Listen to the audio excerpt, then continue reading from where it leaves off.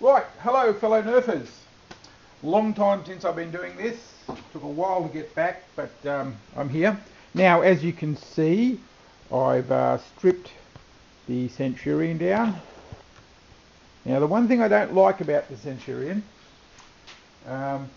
is this space between the trigger and the magazine. Really didn't like that. And I've seen a lot of people who've done modifications and they haven't done anything about that, and it looks alright, you know, you paint it up right, it looks fine. I wanted to change that.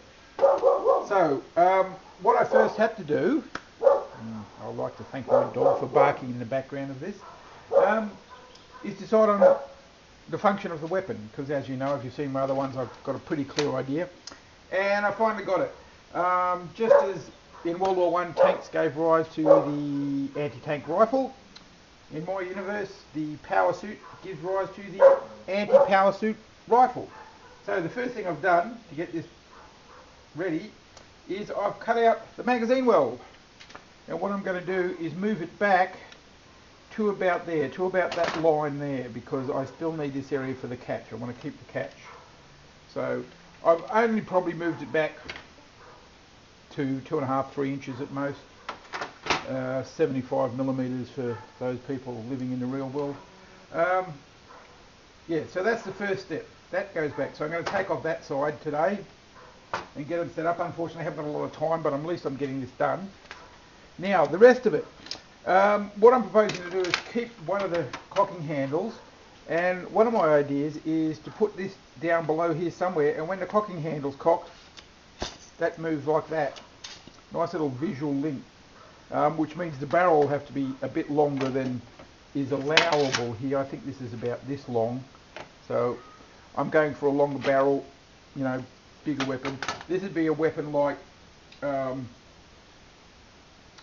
of like the Russians use their sniper weapons. It's not an elite sniper. He's part of a unit, part of a section, 10 man, 12 man. Goes out and just, instead of putting heavy firepower down, puts precise shots. So same sort of thing. This would be part of a, you know, a squad of men, 8, 10 men, and some of them have got machine guns, some have got rocket launchers. This guy's got an anti-power suit weapon in case they run up against the guy in a power suit. Now I'm keeping the magazine because, having thought about this a fair bit, what you want to do is punch through the armour and put a round into the person before it explodes. So having a laser that might bounce off or be reflected by the armour or just burn out a system or two, probably wouldn't be a good idea, and also lasers require power sources and energy, so I'm sticking with a projectile weapon. Also, I'm not sure about the rear end here.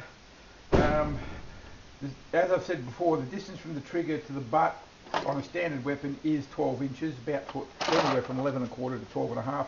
This is about 12, so that's good, but this area I'm not like. I might cut that off there and just make it a proper pistol grip, and might build this back this way. Don't know yet. As you've seen with my other builds, things seem to change as they go along because I forget to do things. So that's basically the plan. So I'm going to take off this bit, turn off the camera, and get back to you. Okay, bye for now. Okay, just before I go to it, guys, what I forgot to tell you was the way I cut the other one was along this line. So I've got a good reference. So I'm only going to, this line here is about level with that line. It's not quite, it goes through it a bit. But what I'm going to do, I use this razor saw, simply because it's nice and thin, and just get in there and cut. And that way when I cut through, the plastic comes all the way through. It forms a ledge, so when I move this back, it's still going to sit on plastic. I don't have to sort of balance it edge on edge. It's sitting on a base of plastic. And I'll cut right back through to here. Then I'll trim off the parts I need to trim off and fit it together. So I'll show that in the next step. Okay guys, there we go. That's done. Oh, sure you can see it. Okay, so you just cut straight off. Now just a couple of little pointers when cutting things. As you see, I cut along that groove there. When I got to these points, I could have simply come inside with my Dremel and just chopped them straight off. But they're integral, they're built in, and they could be useful as supports for whatever I put on the bottom. So just a little bit of Dremel work just to take a notch out there so I could meet up with the cut. Right? Never cut too much. I've learned. And also when you cut, especially Nerf guns, because of the way they're screwed together, leave spaces. Now, leave things. When I put this together, it goes like that, so I'm going to be using this screw hole. Now, as I mentioned, I was going to cut off the rear of this, so what I'm going to do is just run the saw along the inside of that groove, and it will miss that screw hole, so I'll have that point of strength in the design, and I've got one up here I've left as well. So I've got 2 screw holes in addition to everything else that will hold this piece together. So I'll get started on that and show you where I'm at the end. Okay guys, and there we have it. 2 halves of the magazine. Just checking the camera, make sure I've got this in picture. Cut, pretty smooth. I'll put the magazine insert just to make sure I can everything works, and basically I wanted to find out what all this jiggery pokery is about. So obviously when the gun's cocked and loaded, that's pushed down so a round can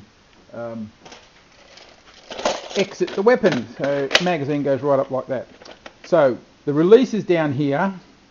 So what I've got to do is go and find a movie online that shows me how to release this put together, because while I kept all the parts of the release separate, I can't for the life of me work out how they go back in, so I've got to sort that out. Won't be a problem.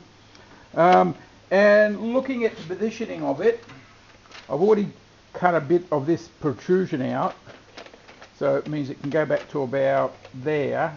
I might cut more out and take it back to right up to the trigger guard, because it's a very small space in between, and with the extra barrel sticking out, it'll make the actual gun look longer, a little visual effect. So that's that. These are the 2 pieces I cut off the ends of here. Now they don't look like much, but never throw anything away, because they actually fit together and you never know where you might be able to use them for. I've trimmed one shorter than the other, just been playing around with spacings. So that's all I've got time for today, because unfortunately I have to go out. But yeah, so that's what we're looking at this stage. So I'll get this movie up online. Not much for part 1, but at least let you know I'm still around. So happy nerfing. See you next time. Bye bye.